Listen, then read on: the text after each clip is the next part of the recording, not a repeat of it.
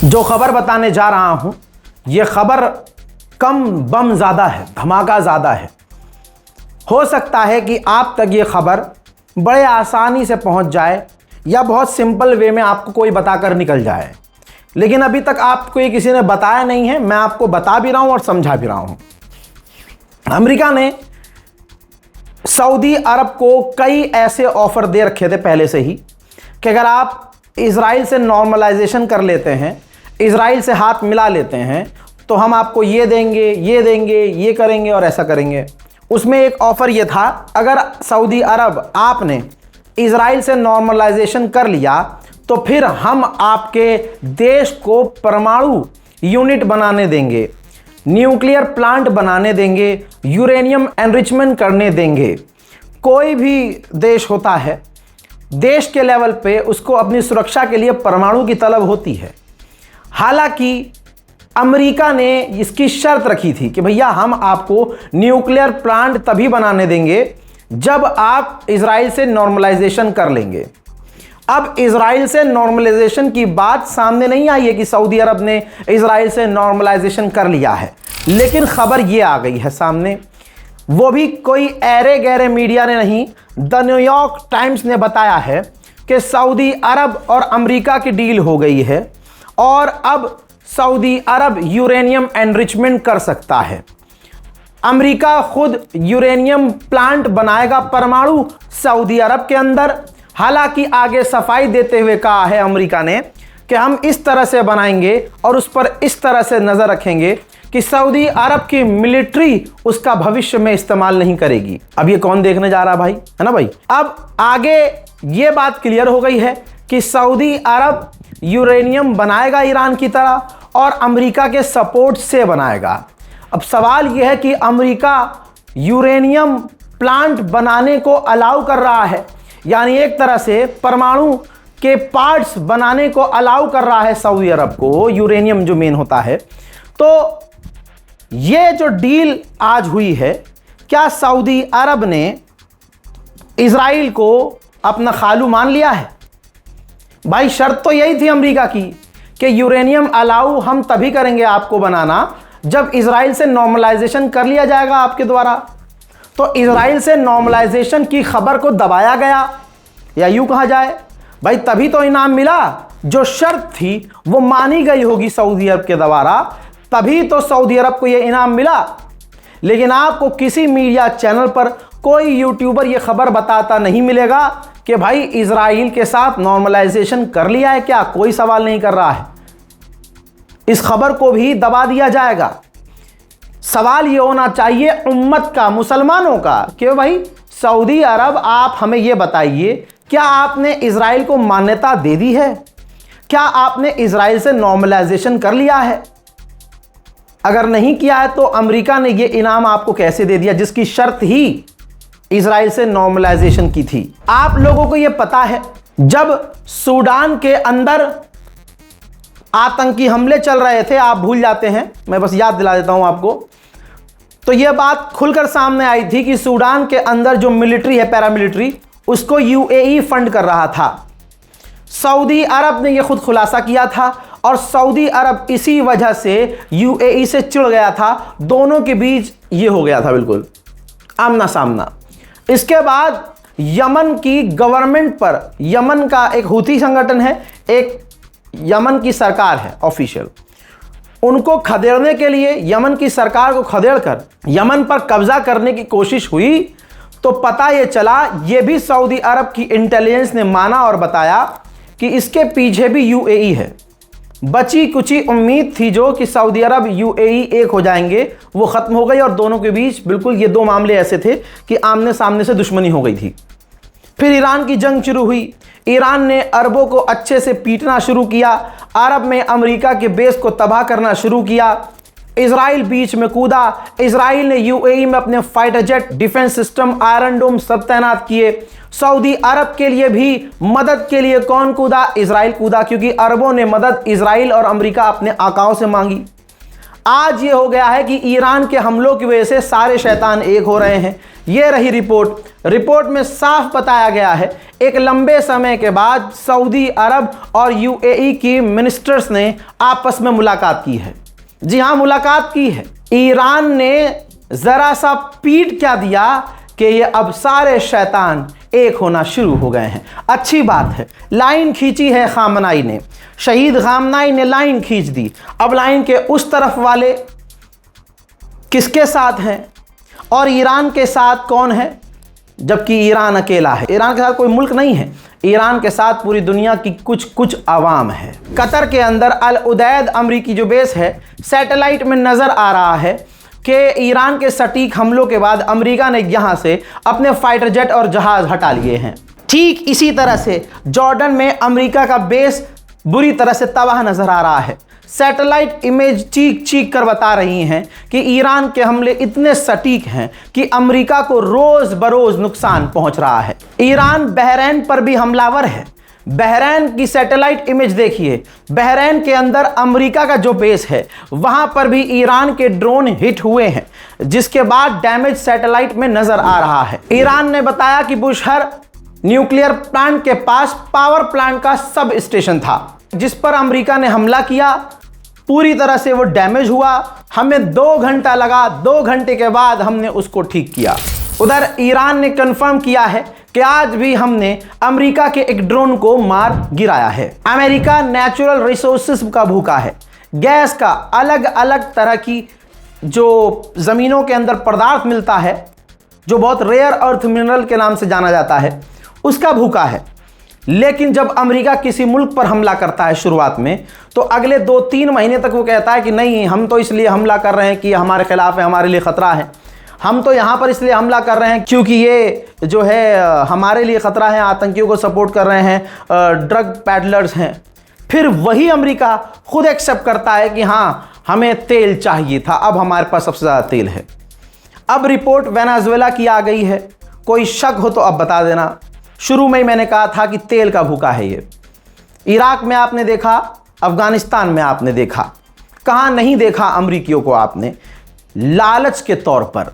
दोस्तों, रिपोर्ट ये है कि जब से वेनेजुएला को कब्जे में अमेरिका ने लिया है, उसका तेल कब्जे में लिया है और खूब दबाकर उस तेल को बेचा है। भाई, $13 बिलियन का वेनेजुएला का तेल बेचकर कब्जा करके अमेरिका ने अपना फायदा कराया है। मेरे दोस्तों, अमेरिकी ऑफिशियल का तीसरा दिन है ये बयान का, सेम बयान का। ये देखिए, पूरा ग्राफ सामने आया है, रिपोर्ट सामने आई है। अमेरिका के ऑफिशियल ने कहा है कि हमने तबाही मचाई, ईरान पर बड़े हमले किए, लेकिन ईरान के पास ड्रोन और उसकी मिसाइल कैपेबिलिटी अभी बाकी है। हाँ, हमने उनके अंडरग्राउंड साइट्स पर मिसाइल शहरों पर हमला किया था, लेकिन फर्क नहीं पड़ा, ईरान ने उसे ठीक कर लिया है। गुलाबी सुअर के इस बयान को हम कैसे भूल सकते हैं कि अभी तक, कल तक नशे में गुलाबी सुअर गांजा फूंक के कह रहा था कि हमने ईरान की मिलिट्री को तबाह कर दिया है। हम कैसे भूल सकते हैं कि इजराइल बार बार बयान दे रहा था कि हम जीत गए हैं, हम जीत गए हैं, हम जीत गए हैं, हमने ईरान की मिसाइल सिटी को ख़त्म कर दिया है। अमेरिका रोता हुआ, उसकी आंखों में बेचैनी और हार नजर आ रही थी गुलाबी सुअर के, लेकिन गुलाबी सुअर कह रहा था हमने ईरान की मिसाइल कैपेबिलिटी को ख़त्म कर दिया है। लेकिन अब अमेरिका के ऑफिशियल 3 दिन से चीख रहे हैं कि ईरान की मिलिट्री की जो ताकत है वो बाकी है, ईरान के जो ड्रोन साइट्स हैं, ईरान के अंडरग्राउंड जो मिसाइल साइट्स हैं, वो सेफ हैं और ईरान ने उन्हें रिकवर कर लिया है। ईरान के इंटीरियर मिनिस्टर ने खुद सामने आकर कहा है कि अमेरिका से कोई बातचीत नहीं चल रही है। डोनाल्ड ट्रंप अपनी अलग नशेड़ी दुनिया में है, वो खुद आता है, खुद ट्वीट करता है, खुद सवाल करता है, खुद जवाब देता है, वो यही करता है। अरे الان مذاکره جاری نیست. الان یه سری رد بدل پیام ممکنه باشه، ممکنه، البته باز من اینو وزارت خارجه باید نظر بده. خب قاعدتا برخی از اونها رو طبیعیه که ما تو بخش عمده ای از دیپلماسی، مخصوصا در وسط این جنگ، حتما اطلاع رسانی، نه اینکه مردم نامحرم باشن، به دلایلی که باید به نتایجی برسد.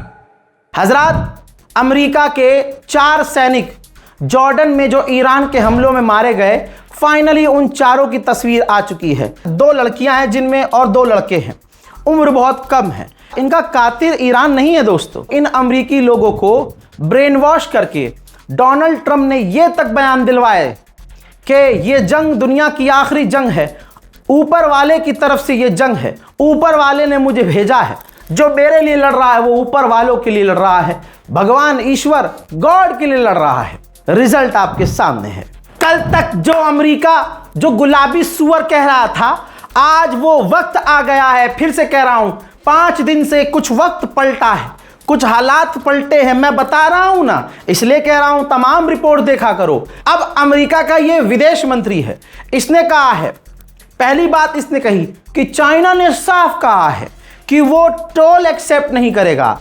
हॉर्मूज में जो पैसा लिया जा रहा है हम उसके खिलाफ हैं, और चाइना का ये बयान जरूरी था। पहली बात ये क्लियर कर दी। दूसरी बात से अब आपका दिल खुश होगा, बस पुराने गुलाबी सुअर के बयानों को याद रखिएगा। इसने कहा कि हम डिप्लोमेटिक रास्ता अपनाने को तैयार हैं, बातचीत करने को तैयार हैं, लेकिन ईरान बातचीत के लिए सीरियस नहीं है, वो बातचीत नहीं कर रहा है। अरे गुलाबी सुअर, अरे कोई भी बयान देने से पहले अबे भालू के बैठ कर अंदर बात तो कर ले अपनी टीम से कि स्टेटमेंट बाहर जाकर क्या देना है। मोहतरम हजरात, इसी इंसान ने जो अमेरिका का विदेश मंत्री है, इसने कहा कि ईरान बातचीत के लिए सीरियस नहीं है। अभी तो 2 दिन पहले और आज सुबह भी गुलाबी सुअर कह रहा था कि ईरान हमसे तड़प रहा है बात करने के लिए, बात करने के लिए तड़प रहा है, लेकिन हम बात नहीं कर रहे हैं। ओ हो, अबे हरामी, पहले अपने लोगों से तो बात कर लिया कर। कोई भी स्टेटमेंट देने से पहले क्यों चप्पल खाने का काम कर रहे हो? अपने आप को खुद ही जलील कर रहे हो। तुम्हारी तरफ से स्टेटमेंट साफ नहीं है। ईरान ने जो कहा वो अब तक वही पर टिका हुआ है और वही हर नेता का बयान रहता है, जबकि वो आपस में कोई मीटिंग नहीं करते। उनको पता है कि दुश्मन को कैसे ट्रीट करना है। इसने पता है क्या कहा है? साफ साफ कहा है, बल्कि आप बयान सुन ही लो। We remain open to diplomacy. We remain open to working it out in a negotiated way. But right now, they don't seem to be serious about that, and so we're going to continue to protect shipping. हाँ, सुन लिया, Iran serious नहीं है। तो पहले भाई गुलाबी सुअर को पकड़ के समझा, तू ही समझा दे भाई। इधर देखिए, ईरान ने जो कहा वो हो रहा है।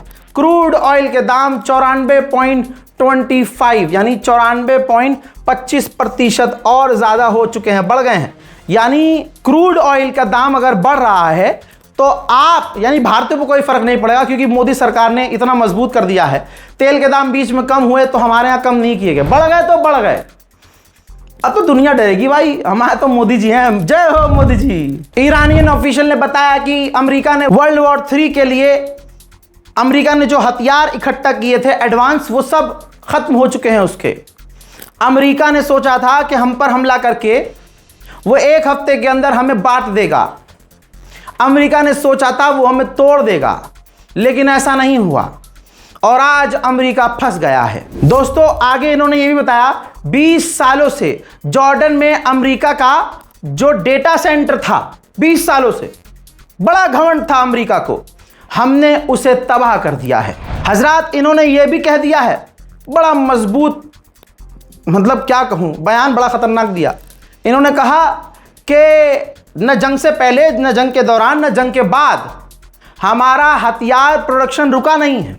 अमेरिका अंदाजा भी नहीं लगा सकता कि हम हथियार कहां बना रहे हैं। इन्होंने आगे यह भी कंफर्म कर दिया है कि पिछले 50 सालों में अंधा पैसा खर्च करके अमेरिका ने वेस्ट एशिया में जो अपने बेस बनाए थे, हमने सबको तबाह कर दिया है। उन्होंने आगे की भविष्यवाणी भी कर दी है कि इजराइल तबाह हो जाएगा, अमेरिका इलाके से पीछे हट जाएगा और हालात हमारे लिए चाहे जो हो, हमारे लिए पीछे हटना मना है। ईरान ने ऐसा पीटा है अमेरिकियों को और अभी भी पीट रहा है कि जॉर्डन के लिए भी अमेरिका ने अलर्ट जारी कर दिया है, तिबारा, और कह दिया कि जॉर्डन के अंदर जो अमेरिकी लोग हैं बच के रहें, संभल के रहें, वहां खतरा है। और पहली बार अमेरिका ने इजराइल के लिए भी अलर्ट जारी कर दिया है। ये देखिए, कहा है कि इजराइल को भी ईरान के हमलों का खतरा है, तो इजराइल के लोग भी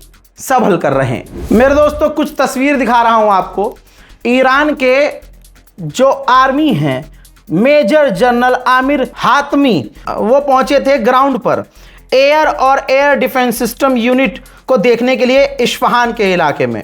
अंडरग्राउंड जो मिसाइल सिटी है और जो उनके डिफेंस सिस्टम हैं उनको देखने के लिए खुद पहुंचे थे। मोहतरम हज़रात, इस रिपोर्ट को शेयर कीजिए, अपनी राय कमेंट में लिखिए, दुआओं में याद रखिए और चैनल को सब्सक्राइब कीजिए। जय हिंद।